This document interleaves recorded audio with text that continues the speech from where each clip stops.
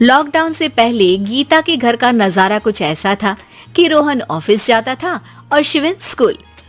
जिनके घर से जाने के बाद गीता काम खत्म करके बाकी समय आराम करती थी। लेकिन लॉकडाउन के बाद ऑफिस और स्कूल घर में ही खुल गए और इससे गीता का हाल वो तो आपको देखने में ही मजा आएगा। शिविन, ओ शिविन, महाराज उठने के लिए क्या 21 तोपों की सलामी लेंगे? अरे बिस्तर से बाहर निकल, ऑनलाइन क्लास स्टार्ट होने वाली है। अरे तुम भी हद करती हो, स्पीकर की तरह चिल्लाने की क्या जरूरत है? दिख नहीं रहा मेरी कॉन्फ्रेंस चल रही है। अब कैमरा और स्पीकर ऑन कर रहा हूँ, मुझे कोई शोर नहीं चाहिए। इस पर जैसे ही रोहन लैपटॉप का कैमरा और स्पीकर ऑन करता है तभी कुकर की सीटी बजती है। करा लो अब इसे चुप, लॉकडाउन नहीं हुआ, मेरी मौत का फरमान जारी हो गया। दोनों बाप बेटे ने नाक में दम किया हुआ है। ऐसा बोलकर गीता वहां से शिविन के कमरे में पहुंच जाती है, जहां शिविन अभी भी सो रहा होता है।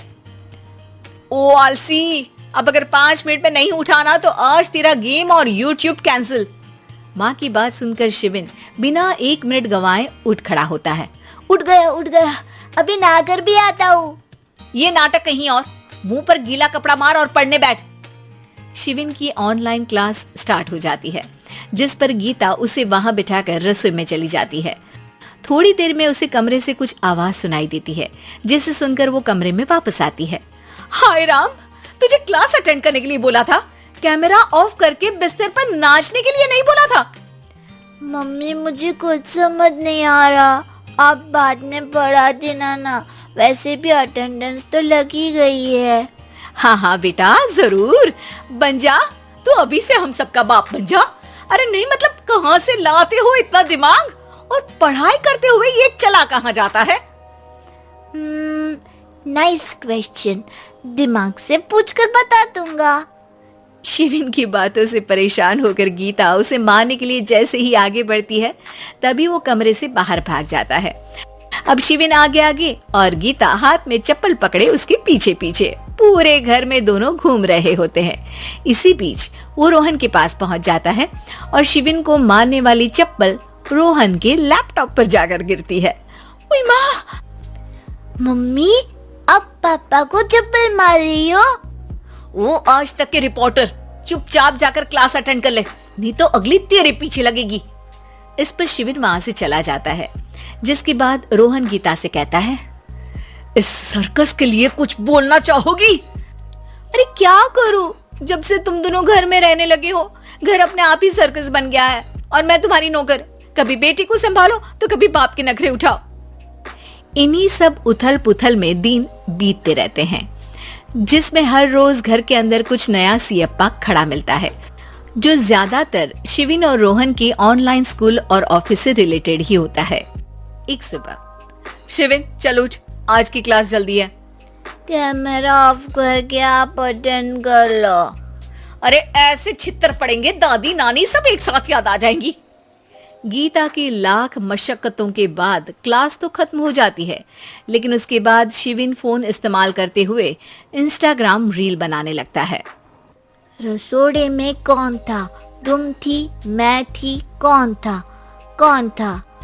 हाँ, मैं गरीब हूँ। अरे ओ गरीब के बेटे, आजा, मैं बनाती हूँ तुझे गरीब। मैं बताती हूँ रसोड़े में कौन था। पढ़ाई करने बोलो तो इनकी माँ मर जाती है, और ये पागलपंतियां जितनी मर्जी करा लो।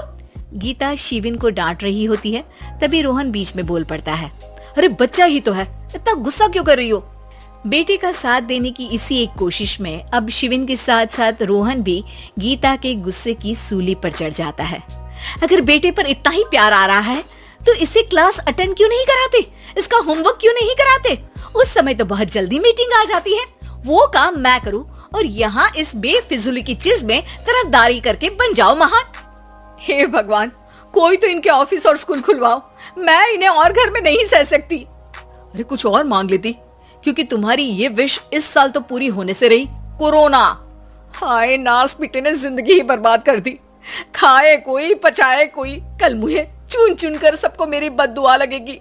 उन्होंने दुनिया का और इन बाप बेटे दोनों ने मेरा जीना मुश्किल कर दिया।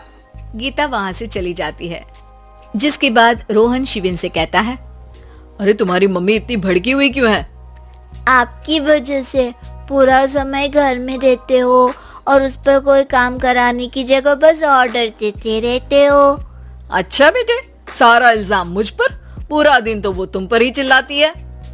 हाँ, मतलब दोनों का 50-50 है, कुछ करना पड़ेगा। वो कहते ना, make the best out of worst. I have an idea. वैसे तुम्हारी माँ सही कहती है, बहुत जुबान चलाने लगे हो, कम बोला करो। अगली सुबह रोहन और शिविन अपनी गलती को सुधारने के लिए गीता के उठने से पहले घर का आधा काम खत्म कर देते हैं, जिसे देखकर गीता खुश हो जाती है और फिर बाकी बचा काम वो तीनों मिलकर पूरा कर लेते हैं। जिसके बाद अब वो सब मिल बांट कर हर काम में एक दूसरे की मदद करते हुए लॉकडाउन का मजा लेने लगते हैं।